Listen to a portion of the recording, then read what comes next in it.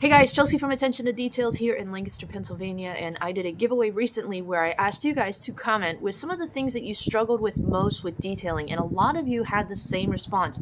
You struggle with knowing like how to polish, when to clean your polishing pads, how to clean your polishing pads.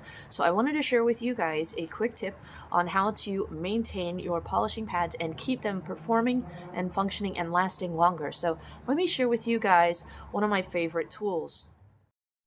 No, this isn't some weird European toilet. This is a pad washer. Let me share with you a closer look at it and what it can do. So a while back I did a review of the Lake Country System 3000D pad washer, their first one that they had. You can see in my hand is a small washer, and that washer sits underneath the washing plate in between the pump assembly. And you can see my wash plate, the bottom of it cracked. And so the washer kept wanting to fall out, and that made the pump assembly not work properly. So let me share with you some of the intricacies and how this is designed. So essentially with the 3000D, the 4000D is going to be very similar. You can see we've got a stem, we've got kind of that BB bullet in here, and that is actually a very intricate part that makes the pumping mechanism work. If that isn't in there or if it falls out, it's not going to work. It's crazy how something so small can kind of affect everything else. It's kind of almost metaphorical. You can see we've got our springs right here, and this actually, it's a pain in the butt to try to fix, but this essentially fits on top of those springs. You have to line up your springs, kind of your coils, with the mushroom shroud, and then you put your screws in the bottom here. And then once you get those screwed in, then you kind of have your first bucket here that you're going to catch a lot of your dirty water or your residue in. And the 3000D was different than the 4000D in that it allowed you to kind of have these screws right here that you could actually plug up to keep your dirty water from going into your clean water. And this is essentially where you would put your cleaning solution.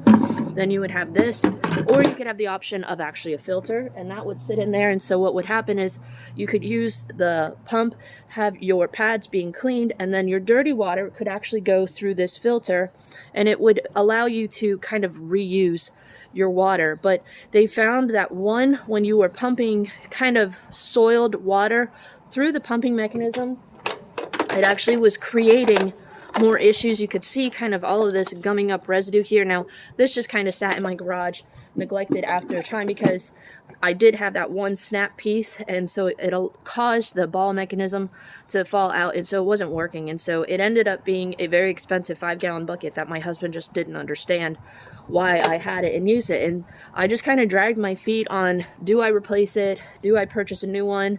Kind of wanted to see what was going on with the 4000D. But after I spoke to the folks over at Lake Country, and they explained to me some of the modifications that were made to address the issues, the very same issues that I actually had with the 3000D.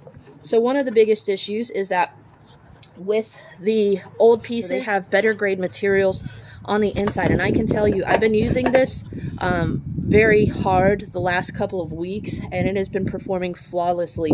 The only issue I ever had was where I would pump it and nothing would come out. Well, then I was out of solution, because with this new 4000D, there is actually no filter. What you have here is a really fantastic seal that when you put your kind of pump in there, it seals tight, so that way when you are pushing this, getting clean water from the bottom down here, and it's cleaning your pad, and it goes down into this inner bucket where I would say the dirty chamber, you've got this rubber seal here that is very tight, that you're not going to have that dirty water going back down into your clean water. And so you're going to have cleaner pads, and the actual mechanism of the pad washer is not going to have as much soiling kind of going through it, because you've got dirty water essentially being constantly reused. You're pumping more clean solution through the intricacies of the pump, so it's going to last longer and perform better. And so I'm going to show you guys, I actually have over here a handful of pads that I had used them last week. I haven't touched them yet, and we're going to go ahead and show you guys how I would clean pads, even if they've been kind of sitting out and neglected, how well this can perform to keep your pads cleaner, keep them performing better, and help them last longer. It also is going to essentially help prime your pads, because it's going to keep them cooler, so they're not going to get as overheated on the panels. They're not going to kind of get warped. And a lot of times the reason people don't clean their pads is, one, they don't know how to. 2, they don't have time. This literally takes 30 seconds a pad. I can use the same 3 pads and essentially work my way around a vehicle in no time at all. And I'm going to have clean pads from start to finish. So let me share with you guys how I would use this and how well it performs. So first and foremost, you want to fill your bottom 5-gallon bucket up with your cleaning solution. I'm going to use my favorite McKee's 37 Polishing Pad Rejuvenator, 1 scoop. Fill it up, kind of work it in so it can dissolve. You don't want to overfill it. You want to go right to the bottom where your pump assembly is going to be able to make contact. And I always like to do a quick test just to make sure that everything is working properly. We've got nice clean water. Now we are ready to go. All right, so we have our McKee's 37 Polishing Pad Rejuvenator in our bucket. It's one of my favorites to use to clean pads. You can see we've got fresh solution coming out, no problems whatsoever with the pump. We've got our soil pad. You can see we've got some 3D one on there. It's been sitting there for a while. I like to go until I actually see kind of some water coming out of the sides of the pad. And you'll know when it's clean when you pump and you don't have kind of white residue from your polish or compound, and you kind of have more a cleaner solution. Go to about speed 2.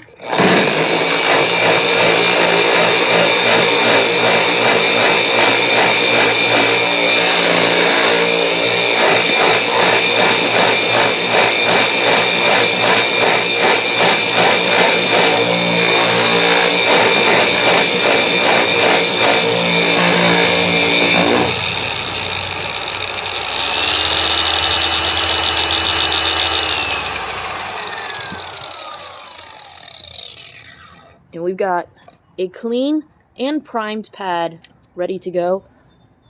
Here's what a soiled pad looks like. Here's what our clean pad looks like. And that took 30 seconds. Now I can go through all my pads, quickly clean them, and turn around and get them ready for this detail.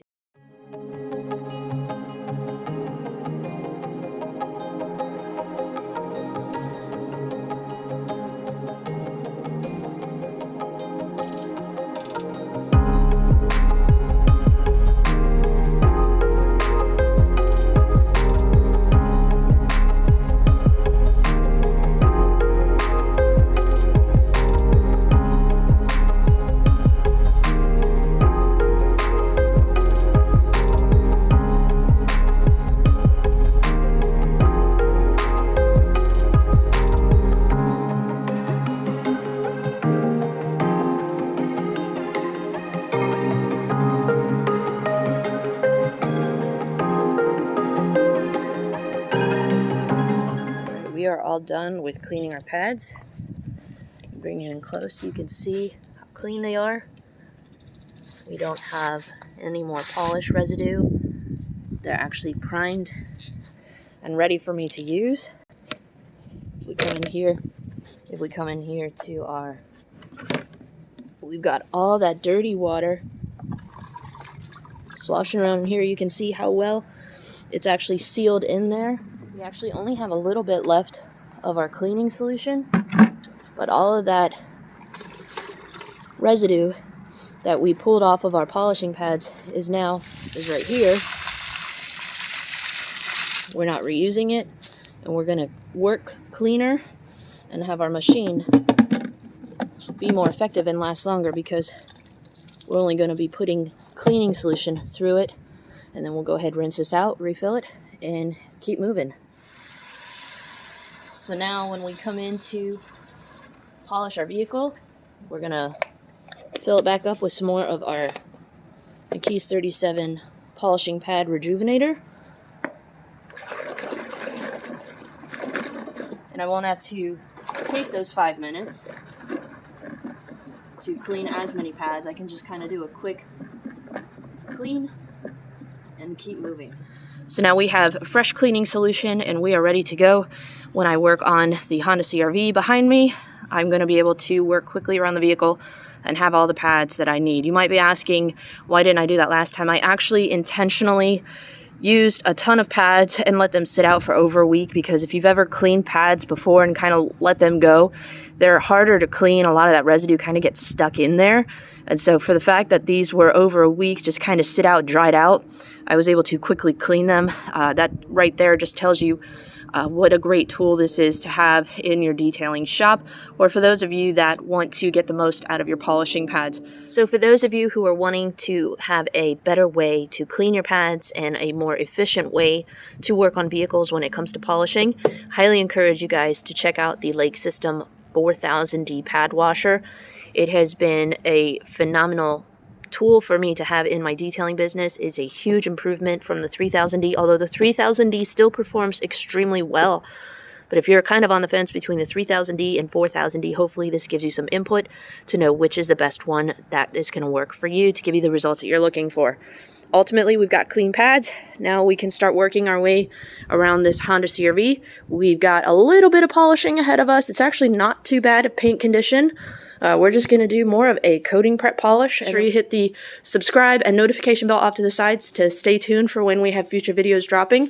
But hopefully this helps answer the question for those of you who are wanting some tips or recommendations on how to keep your pads clean, get better results when you're working your way around a vehicle, and also save some money. Who doesn't want to have to constantly buy new pads because they're getting torn up or poorly maintained? So thanks guys for watching. We're going to keep moving, but we'll see you in the very next detail. Have a great day.